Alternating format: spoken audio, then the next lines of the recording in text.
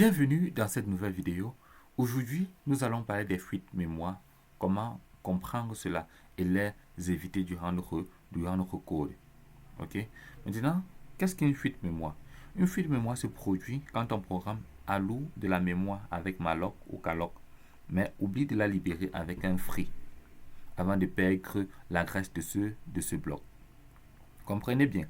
Une fuite mémoire se produit quand on programme alloue de la mémoire avec malloc ou calloc, mais oublie de la libérer avec free avant de perdre l'adresse de ce bloc. Ok.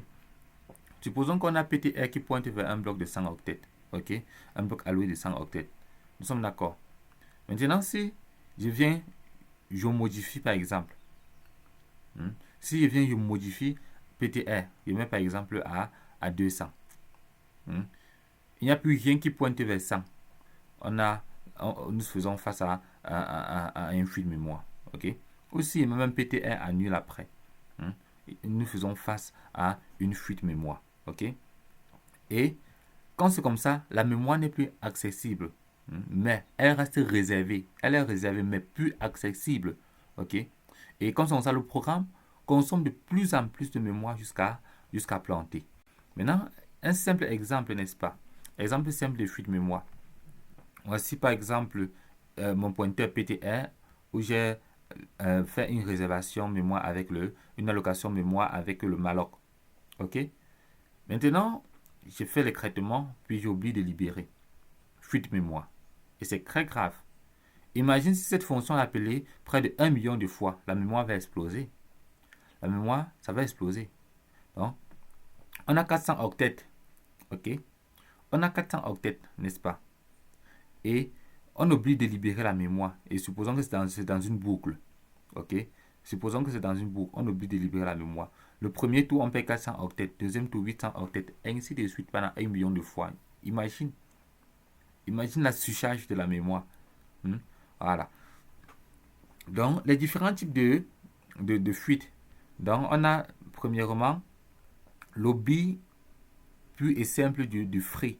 Donc, on oublie de libérer la mémoire après avoir utilisé un malloc ou un calloc. Aussi, on peut avoir la perte de la grâce après affectation. Regarde, je fais étoile P, malloc de 100. Après, sur le même P, malloc de 200.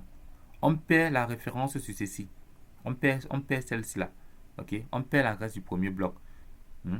Donc, cette adresse n'est pas libérée, on la perd. Il n'y a plus rien qui permet d'avoir accès à lui. Ok. Maintenant, sortie anticipée d'une fonction. Ok. Supposons que dans la fonction, on utilise le P. Et on ne libère pas. On libère seulement dehors. C'est pas bon. Il faut éviter. Il faut utiliser le free à l'intérieur de la condition. Ok. Maintenant, tu modifies un autre type d'erreur que les gens font. Ils modifient le pointeur. Regardez, je fais P. Malloc. Par exemple, j'alloue 400 octets. Disons 400 octets. Après, fait P++. Ok. La référence ici, là. Nous sommes plus à P. Nous sommes maintenant à P plus 1. Il fait free P. Il n'est plus P. Il a perdu P parce qu'il fait P++. Donc, la solution, c'est de créer un pointeur de secours. Ok. Qui va permettre de manipuler. Sans toucher l'original où on a fait l'allocation, où on a réservé la mémoire. Comme ici. Donc, c'est dans le début que j'ai fait une allocation. Maintenant, je déclare notre pointeur qui va stocker début et il fait P++. Vous voyez, il ne touche pas ce qu'on avait fait une allocation au départ. Maintenant, je viens, je libère free début. Je libère avec je libère la mémoire avec free début. Pourquoi les fuites sont dangereuses? Ok. Déjà, imagine un serveur qui fuit. Tu as peut-être acheté ton serveur Digital Ocean et voici comment ça se comporte. Ok. On a par exemple une fonction pour traiter les clients. À chaque client, on réserve on réserve 1 méga. Ok. On réserve 1 méga octet. Maintenant, il y a les traitements qui se font et à la fin, on oublie de mettre le free. Maintenant, voici la fonction main. Tant que condition vraie, supposons que la condition est toujours vraie pour 1000 clients. Ok. On appelle traiter client. À chaque client, on perd un bloc mémoire. On perd 1 mégaoctet puisqu'on ne l'a pas libéré. Donc, premier client, on perd. Elle là-bas. 1 méga est cassé quelque part là-bas, on ne peut plus l'accéder. Deuxième client, ça monte à 2. 2 mégas, ainsi de suite. Imagine 1 million de clients, imagine 100 clients. 100 clients, ça fait 100 mégaoctets. Et près de 1000 clients, ça fait 1 giga. Oui, ok. Donc, c'est important vraiment de maîtriser cela pour éviter les plantages. Linux et Windows, ils gèrent bien cela. C'est pour ça que si tu as une bonne machine, tu seras rarement confronté aux fuites mémoire. Tu dois pas constater ça. Ils gèrent bien cela. Et ceux qui codent aussi les logiciels comme les navigateurs, comme Firefox, ils ont bien géré les fuites mémoire là. Ok? Voilà. Donc, comment éviter les fuites mémoire? La règle numéro 1, c'est toujours associer le malloc ou le free dans la même fonction quand c'est possible. Maintenant, utilisez les gardes pour les sorties anticipées. Ok? Par exemple ici, la condition, on libère d'abord la mémoire. Ok? Avant de libérer encore. Ok? Voilà. Donc, c'est ça qu'on appelle les gardes. Maintenant, utilisez les patterns GoTo pour les nettoyer en C. Donc, si vous êtes intéressé par les patterns en C, n'hésitez pas à laisser un commentaire pour que je puisse faire une vidéo là-dessus. Ok? Voilà. Donc, voici les patterns, voici comment le pattern GoTo fonctionne. Supposons qu'on a une fonction complexe avec tous ces pointeurs qui sont en nul et la variable erreur initialisée à 0, n'est-ce pas? Et ce sont tous des int. Ok? Le malloc, c'est combien? Disons que notre malloc réserve 400 octets en mémoire. Si l'allocation échoue, on passe sur GoTo. GoTo vient. GoTo nettoyage. Ça vient, ça libère. Ok? Maintenant, B sont en nul, donc il n'y a pas de problème ici. Là. Maintenant, si c'est le cas de B, si l'allocation de B échoue, le même processus, on vient en free B. C'est ça en fait. Ok? Et à la fin, on retourne, en fait, la fonction retourne les erreurs s'il y en a. Voilà. La règle numéro 4, mettre les pointeurs en nul après le free. C'est important, mon ami. Il faut mettre les pointeurs en nul lorsque tu l'as libéré. Ça permet d'empêcher l'utilisation accidentelle. Ok? Tu peux aussi compter tes mallocs. Donc, tu crasses l'allocation. Donc, ça, c'est une technique de débogage très importante. Donc, lorsqu'on va arriver à programmation poussée, ça serait très important. Donc, crasser les mallocs, ça permet de débugger. Donc, par exemple, voici notre fonction monMalloc, ok, qui permet de compter les allocations et qui retourne la taille du malloc, et l'autre qui compte les libérations. Ok. Maintenant, à la fin, on regarde si le compteur d'allocation est différent de 0, fuite mémoire. Ok. Ça se comprend, n'est-ce pas? Voilà. Maintenant, les outils pour détecter. Pour détecter les fuites mémoire, tu peux exécuter ton code avec l'option G. Si tu as au préalable installé le compilateur GCC. Maintenant, on va faire un petit exercice pratique. Ok, les amis. Voilà. Donc, voici un exercice ici, là. Je vais vous expliquer. Donc, ici, là, il y a fuite mémoire. Voici où il y a le problème. Donc, cette ligne cause le problème. Elle fait planter le code. Ok, les amis. Voilà. Donc, je vais vous expliquer cela. Ok. Donc, voici ce qui se passe. Avant ça, nettoyons le tableau. Voici ce qui se passe en fait. Supposons qu'on a notre mémoire, n'est-ce pas? Supposons que voici notre mémoire. Ok?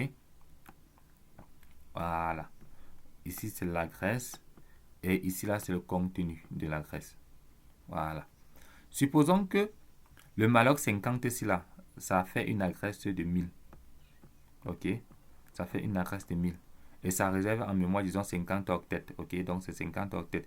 Et à l'intérieur, il y a le nom qui est stocké. Ok? Maintenant, ici, là, ça fait une adresse de 2000 pour le prénom. Voilà. Maintenant, on copie le nom Dupont dans nom. Donc, ici, là, c'est Dupont. Nous sommes d'accord. Donc, on copie Dupont dans nom. Et en bas, c'est Jean. Que on met dans prénom. Voilà. Maintenant, qu'est-ce qui se passe? Nom égale à prénom. Quand nom égale à prénom, c'est-à-dire que prénom, nom va prendre l'adresse de prénom. Donc ici, c'est l'affectation de l'adresse.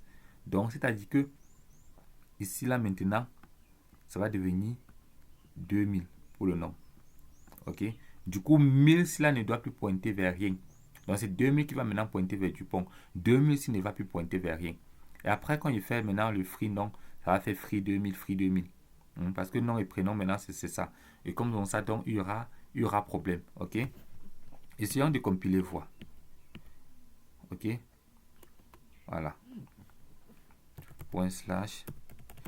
8. Vous voyez? Free, double free detected in the tâche. Donc, le free prix, c'est le double free, en fait. Double free a été détecté en mémoire. OK? Donc, c'est très important. Il faut éviter les doubles free parce que ça fait planter le programme. OK? Et ça crée les fuites mémoire. Tout ça à cause de cette ligne-ci là. OK, les amis? Donc, voici la faille qu'on a détectée. Maintenant, pour corriger cette faille, il faut seulement utiliser le str copy ici là pour copier la valeur du prénom dans le nom. OK, les amis? Donc, voici le code corrigé. Voici le code corrigé dans cette ligne-ci là. Donc, c'est important. Et je crois qu'il a fait une vidéo où on a fait les fonctions du string, les fonctions qui vous permettent de manipuler les chaînes de caractères, le string.h. Donc, je vous invite à aller regarder. Je vous invite à aller regarder cette vidéo. Donc, n'hésitez pas. Ça va vraiment beaucoup vous aider. Donc, quand je compile le programme, il n'y a plus d'erreur mémoire. OK, les amis? Donc, j'espère que vous avez compris cela. Et ceci était la dernière vidéo de cette saison sur les tableaux et matrices en programmation C. Donc, rendez-vous donc dans la prochaine saison où nous allons parler des structures de données. Et n'hésitez pas vraiment à partager la vidéo avec votre entourage. Ne gardez pas ça seulement pour vous. Et si vous avez les questions, n'hésitez pas à les laisser en commentaire. N'hésitez pas aussi à vous abonner pour ne rater aucune de mes prochaines vidéos. Ciao!